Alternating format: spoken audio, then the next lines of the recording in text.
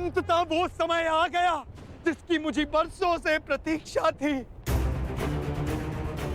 मुझे मेरा सुदर्शन चक्र मिल गया मुझे मेरा सुदर्शन चक्र।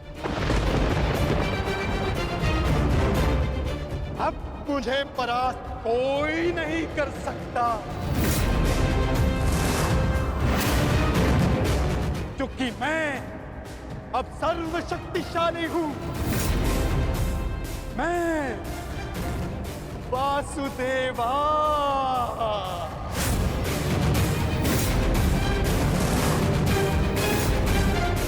सुदर्शन चक्रधारी पौंड्रक वासुदेव।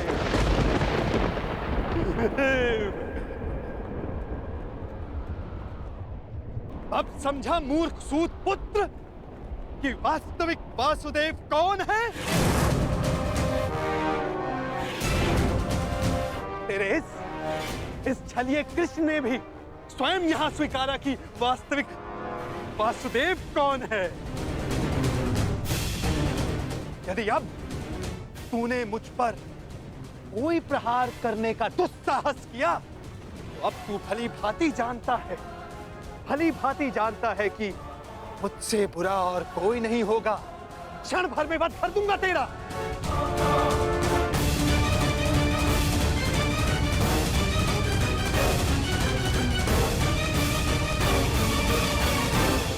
और तुम पांडु पुत्रों, अब तुम देख रहे हो ना कि सुदर्शन चक्र अब किसके हाथों में है? मेरे वास्तविक वासुदेव के हाथों में है ये सुदर्शन चक्र। अब तुम सब मेरी पूजा करो, क्योंकि मैं ही वास्तविक वासुदेव हूं।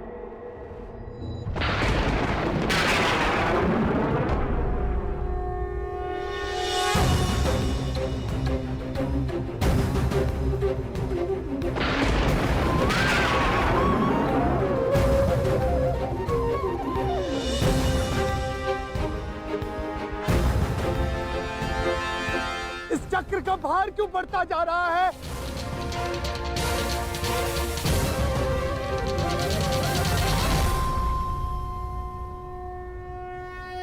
दुर्योधन, ये चक्र भारी होता जा रहा है। हाँ, ये चक्र मुझे कुचल देगा।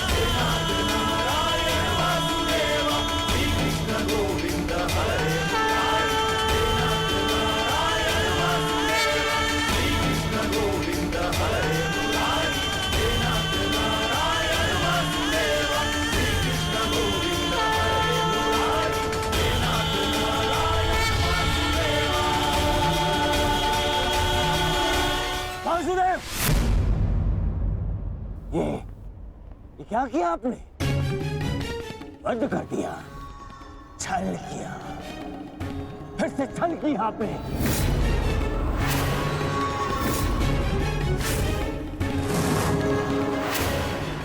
ये उचित नहीं किया आपने वासुदेव, नहीं किया उचित। शांत दुर्योधन।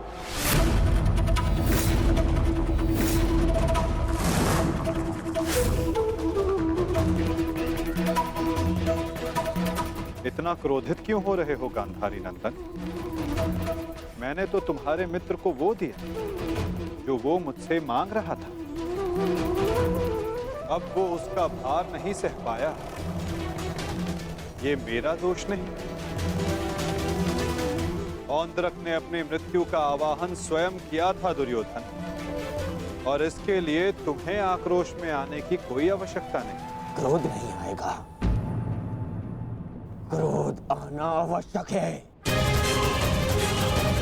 तुम्हें देखकर इन पांडवों को देखकर, तुम्हारा छल देखकर।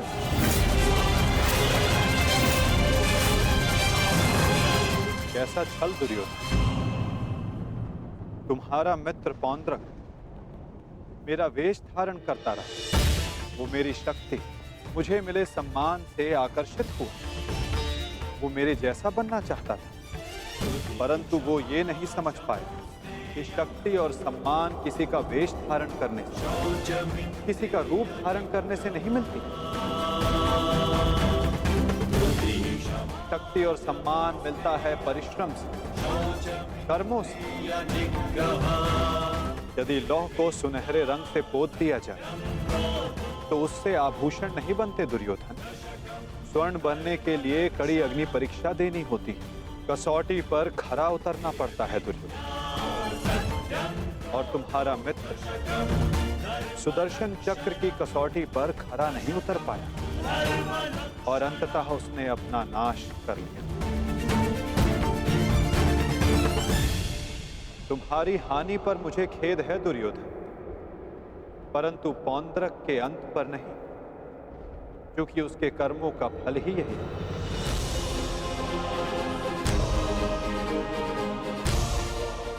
अब आज्ञा दे युवराज।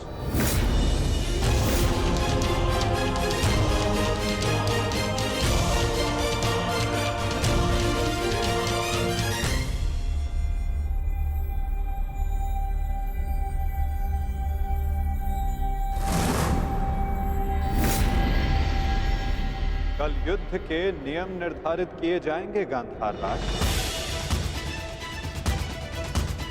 जब युद्ध क्रीड़ा में नियम निर्धारित किए जा रहे थे तब वहां मैं उपस्थित नहीं था, परंतु इस बार उत्सुक हूं ये जानने के लिए कि इस युद्ध में अपनी विजय के लिए आप क्या नियम बनाएंगे गांधार राज।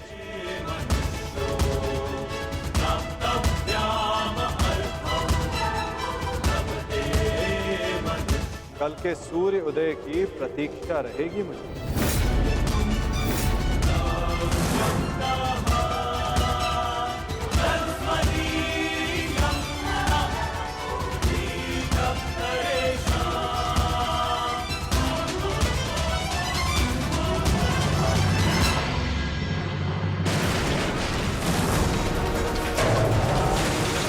अब क्या हो गया? ये क्या कर रहे हो तुम?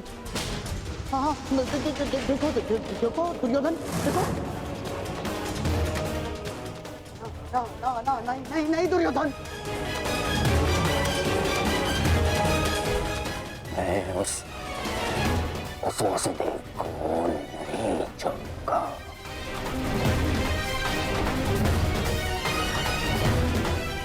ना दुर्योधन को नहीं छोड़ूंगा। ये क्या कर रहे हो? क्या कर रहे हो तुम दुर्योधन? ईश्वर के लिए शांत हो जाओ। देखो कुछ नहीं होगा, मैं बता रहा हूँ, विश्वास रखो मुझ पर। आप शांत हो जाइए, अन्यथा मैं आपको शांत कर दूंगा। नहीं, देखो दुर्योधन। हाँ, शांत हो जाओ दुर्योधन। देखो तनिक सोचो, पौंड्रक के जाने से हमें कोई हानि नहीं पहुंची है दुर्योधन। इस संसार में हर कोई अपना एक प्रयोजन लेकर आता है और पौंड्रक ने भी यही किया। पौंड्रक का केवल एक ही प्रयोजन था कि वो मद्रराज शल्य को भ्रमित कर दे, और पौंड्रक ने अपने जीवन का प्रयोजन सिद्ध कर दिया है दुर्योधन। अब हमारे पास 11 अक्षौणी सेना है और पांडवों के पास केवल 7 दुर्योधन, केवल 7। अब ये विलाप का समय नहीं है, उत्सव का समय है। उत्सव मनाओ। वो तो ठीक है मामाश्री, परंतु मैं उस वासुदेव का कौतुक भुला नहीं पा रहा हूं।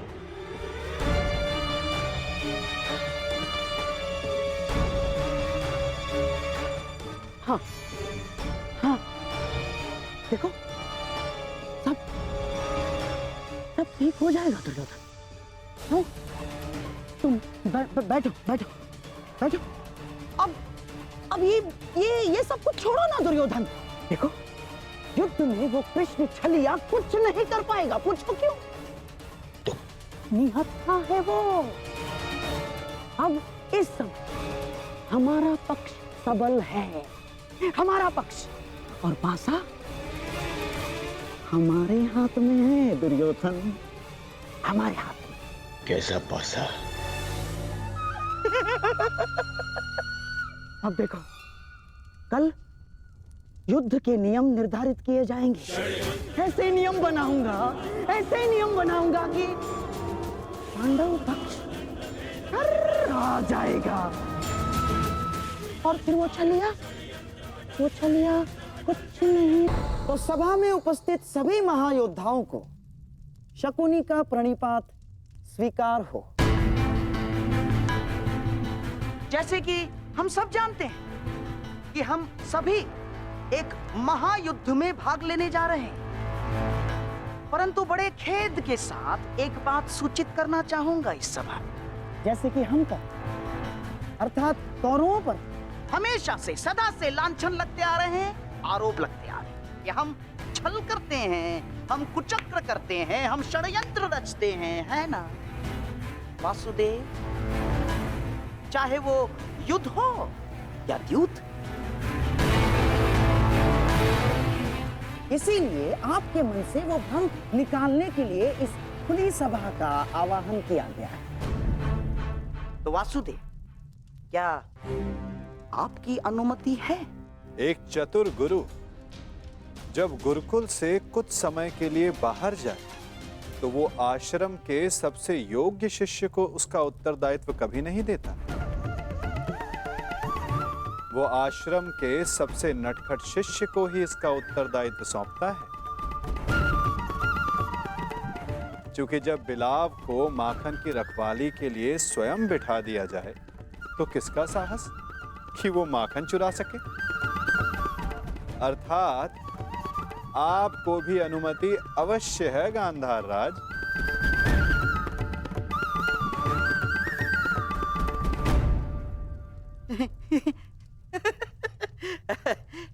वासुदेव, आपका विनोद समझने में मैं असक्षम हूं।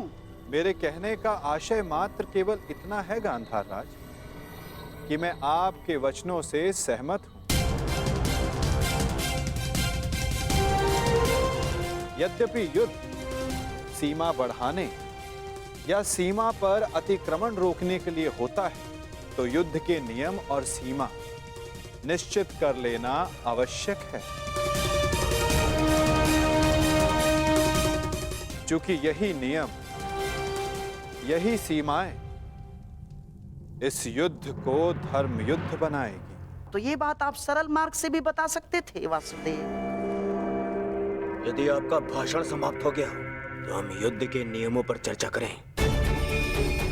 वैसे भी हमारे और आपके पक्ष की सेना के अंतर को देखते हुए ये युद्ध केवल औपचारिकता मात्र रह गया है।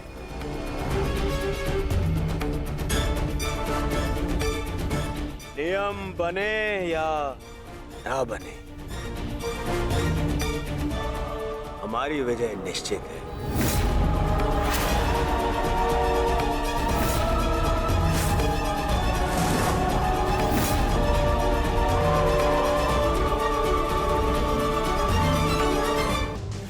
था दुर्योधन, एक नहीं, दो नहीं, तीन कारण बताता हूं, जो समझ आए चुन लेना।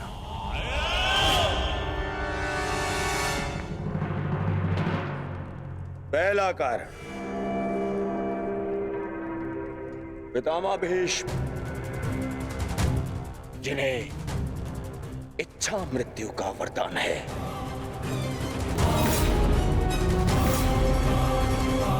दूसरा कारण,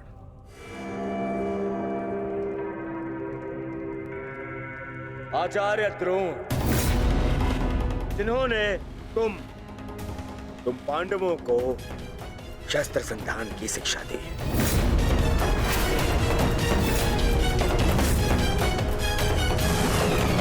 क्या इनके धनुष को काट सकने का समर्थ है तुम में से किसी के पास भी? इनका समर्थन भी मेरे पास में। तीसरा कारण,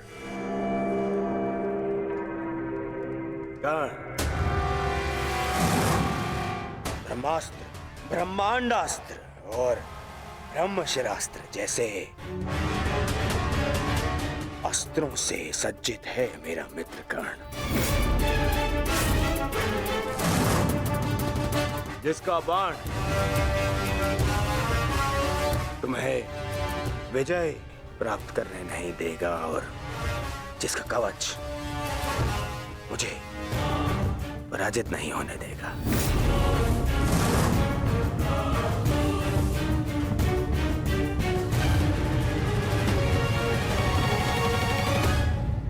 इसके अतिरिक्त मामा शकुनी, जिनकी कूटनीति का तोड़ तुम में से किसी के पास नहीं है, हाँ? मामा श्री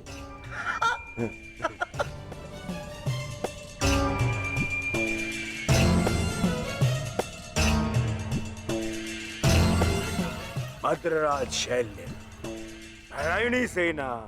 अब अरे ये तो 3 से अधिक कारण हो गए, है ना अर्जुन? जिसके पास इतने सारे कारण हो उसे कौन पराजित कर सकता है?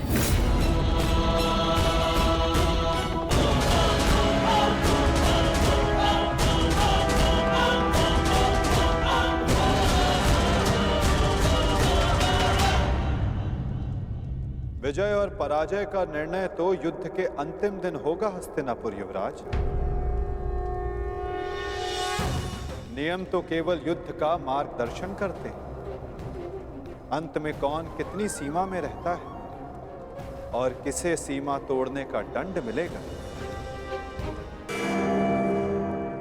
उत्तम विचार द्रुपद नंदिनी, परंतु एक बात समझ में नहीं आई। आप यहाँ क्या कर रही हैं? यहाँ युद्ध के नियम बन रहे हैं, आभूषण नहीं। मेरे आभूषण मेरे अस्त्र है गांधार नरेश। रहा आपके प्रश्नों का उत्तर कुमार दुर्योधन, तो मैं आपको बता दूं कि पांडव पक्ष में आपके हर योद्धा की काट है। तुम्हारे कवच कुंडलधारी मित्र कर्ण का उत्तर है द्रोण शिष्य पशुपतास्त्रधारी कौन्तेय अर्जुन।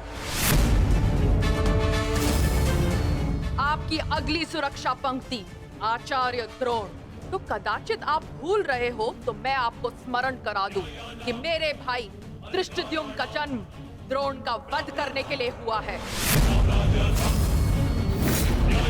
रही बात आपके प्रिय मामाश्री की, नारायणी सेना की, तो मैं आपको बता दूं स्वयं नारायण पांडवों के मार्गदर्शक है।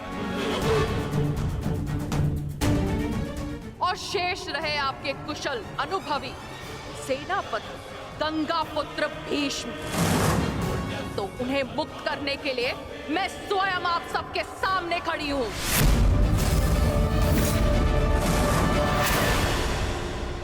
महाबली भीष्म को संसार भीषण से भीषण अपनी प्रतिज्ञा से जानते हैं, तो उन्हें यह प्रतिज्ञा भी निभानी होगी कि वो मेरे सामने शस्त्र नहीं उठाएंगे। तो कौरव दल स्वागत कीजिए पांडव पक्ष के सेनापति वीरांगना शिखंडिनी का। अद्भुत पांचाल कुमारी, अद्भुत। परंतु यह समय युद्ध की ललकार देने का नहीं है। यहाँ हम युद्ध के नियम निर्धारित करने के लिए बैठे हुए हैं, इसीलिए आप अपना स्थान ग्रहण करें। तो अब बिना किसी विलंब के युद्ध के नियम निर्धारित करने के लिए चर्चा की जाए। जैसे कि कुरुकुल की रीति रही है कि सदैव सबको समान अवसर दिया जाए, इसीलिए युद्ध के नियम निर्धारित करने के लिए भी हम कौरवों की तरफ से सभी उपस्थित महायोद्धाओं को नियमों का सुझाव देने का समान अवसर दिया जाएगा।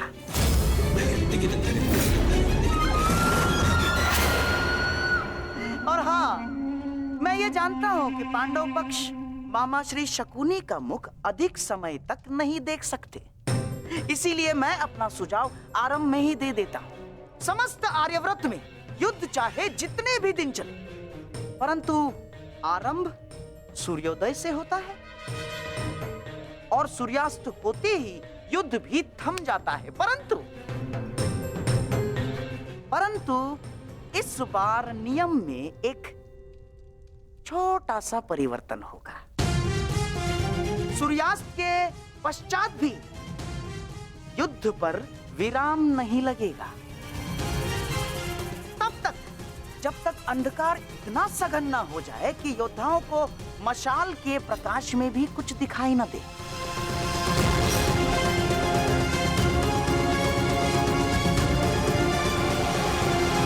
स्वीकार है, परंतु स्मरण रहे मामाश्री, यह नियम सब पर प्रभावी होगा। जब तक अंधकार में मैं देखने में असक्षम न हो जाऊं, मैं प्रहार करता रहूंगा। और स्मरण तो आपको है ही कि अंधकार में भी अर्जुन अपने लक्ष्य से कभी नहीं चूकता। मेरा भी एक सुझाव है। युद्ध में घायल या लड़ने में असमर्थ या निरस्त्र हुए योद्धा पर विपक्षी प्रहार नहीं करेगा। अति उत्तम मित्र, हमें स्वीकार है।